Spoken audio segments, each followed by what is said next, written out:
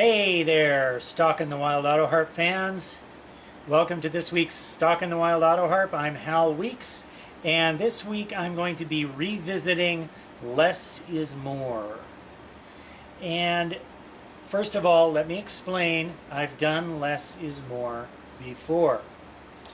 I wanted to touch on a few things that I have discovered in woodshedding some of my own playing in the past couple of months and share that with you and revisit the whole subject, because there's, I think, a lot that I didn't say before that needs to be said. And first of all, I want to mention something that I've come upon in my teaching called the spiral of learning. The spiral of learning is about coming back to the place you were at before, but a little bit further on. You've progressed. And so you progress around again and you revisit the same place. And maybe you have different understanding, different contextual than last time. And so you go around again. This happens in learning. This happens in teaching. This happens in life. And as I've learned more and more about teaching and using different words and different analogies, I come upon different ways of talking about the same thing. Furthermore, in my own growth as an Autoharp player, I discover new things or new ways that I want to do things that revisit the same old stuff, but add to it in a new way. So, that being said, I want to talk about less is more. And this really is, it's an advanced player issue, especially. And the reason I say that is because as an advanced player myself, I can do all these fancy things, and I want to do them. And it's kind of a show-offy thing. I want to make an impression when I'm playing, especially coming out of Autoharp inadequacy syndrome, which I've made a video about, and wanting to make an impression, and so on and so on. So I do all this fancy stuff, pack in all this stuff, and it's not necessary, and it's too much. And when I really listen to and critique my own playing, I want less, and I want more understatement. And so this is about ways I've found to control it myself. Now, this is good news if you're a beginner or an intermediate player, because it means that you don't have to jam all that busy stuff into your playing. Less is more. So, first of all, I want to reiterate how important it is to record yourself practicing. Not professionally record, but click record on your smartphone, or get a dedicated recorder and set it across the room, especially across the room, because what we hear right by our ear is not necessarily what the listener hears a few feet away. So set it across the room and listen to yourself play, and then listen to how busy is it. Now, most of what I'm going to address has to do with accompanying song, because I personally like to sing.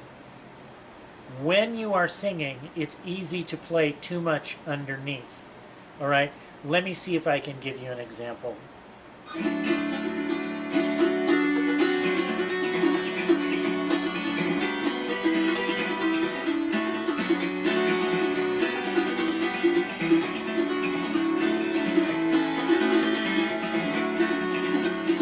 Going down the road feeling bad. Going down the road feeling bad. Going down the road feeling bad, bad, bad. Ain't gonna be treated this way. Okay, really, really busy. And kind of distracting. The idea is that you want your Autoharp to fall away so that your voice pops out. Number one, you don't have to compete so much with your voice. And number two, you get more of a three-dimensional effect. The voice becomes spotlighted because the Autoharp falls way, way into the background. So how do we do that with the Autoharp? There's a number of different ways. One way is to play softer, okay? Play the same thing, but play softer. Going down the road, feeling bad. Here's what I was doing before. Going down the road, feeling bad. Going down the road, feeling bad. So, but what if I play softer? Play loud when it's music time, but then going down the road, feeling bad. Going down the road, feeling bad. Going down the road, feeling bad, bad, bad. Ain't gonna be treated this way. You see how I brought up the volume, okay? But it was still too busy, wasn't it? So, we need to do more to cut it. Here's some of the ways that I've talked about cutting it down, okay? One, play low. I don't mean in volume. I mean drop down to your bass strings and just use those. So your voice is up here. Going down the road feeling bad. Going down the road feeling bad. That way there's less conflicting up here.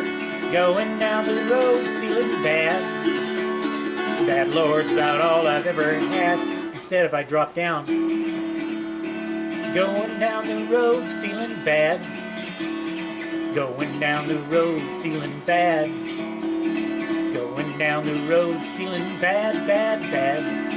Ain't gonna be treated this way. Okay, there's less up in the same range of what I'm singing.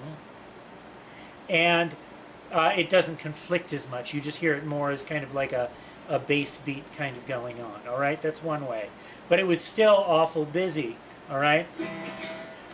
So another way that I've found is use fewer fingers. Whenever you want a thinner sound, use fewer fingers. So I'm going to drop down to just these two, and I'm going to do Carter scratch, or just what I call rocker underneath. Going down the road feeling bad.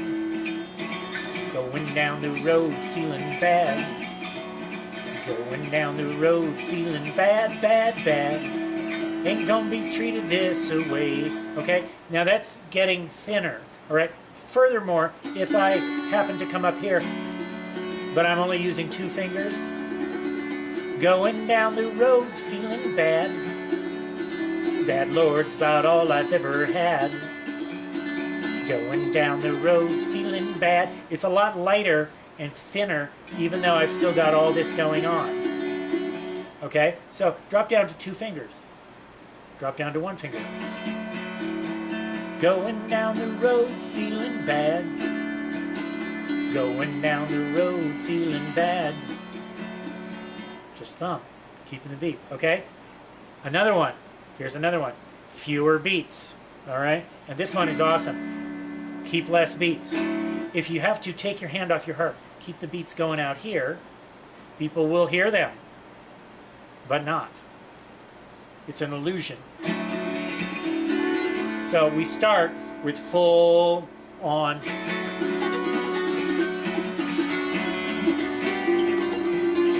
And then we drop down. Going down the road feeling bad.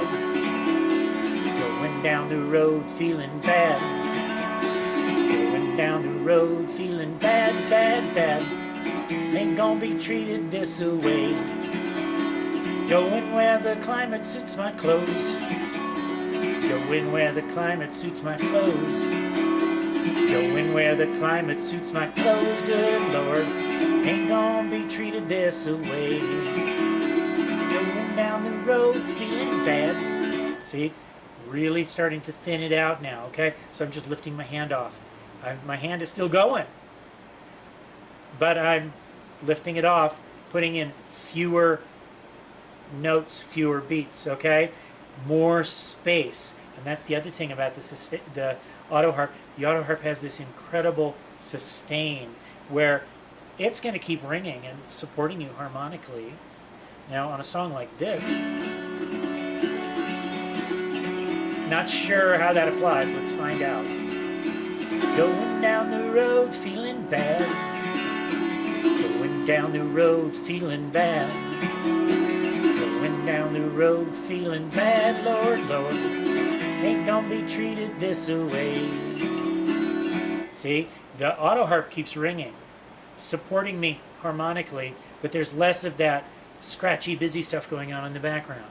Now, you have to be on it. And the second your voice stops, you jump back in and you make sounds. Now, this can also be applied to melody playing, and we do it in melody playing automatically because we don't play melody and rhythm at the same time. That's right. We go back and forth quickly. We might play some of the melodies.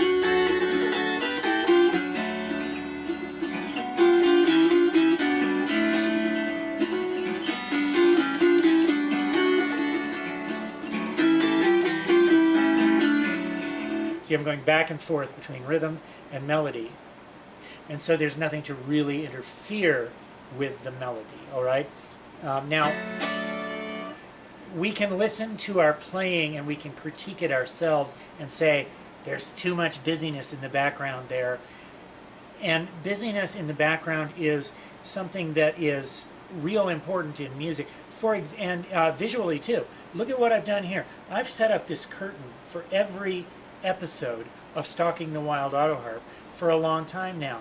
Beyond that, there's bookcases, there's tables, there's all kinds of things too busy in the background. I want you to focus on me as the center of attention. All right? So we put a really benign, basic thing in the background, not much going on back there, so that you can focus on what's in the foreground. And in music, we want to do the same thing. We want to bring what's important to the front. Is it solo time? Then bring that melody to the front. Let the rhythm be in the background. Is it singing time? Bring the singing to the front. Let the rhythm be in the background. If it's rhythm time, okay.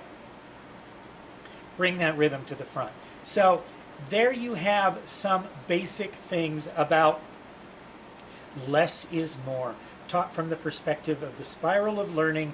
We've already touched on this before. But for you advanced players, listen to your playing, give it a think. Is it too busy? Do you want more space in there? For beginners, intermediates, it's not too soon to hear this. And intermediates especially, it means you don't have to get too fancy. You still want all the tools. You still want to be able to do all the different things, but you can do it from a perspective of, I don't have to do it all at the same time. Phew! I'm Hal Weeks. If this video series is helping you out, if you're learning a thing or two, please consider becoming a patron through my Patreon page. The link is in the comments below. You can take lessons with me through my website, halweeks.com, links below. We can work one-on-one. And don't forget to like, subscribe, and share. Thanks. And we'll see you next week on Stalking the Wild Autoharp.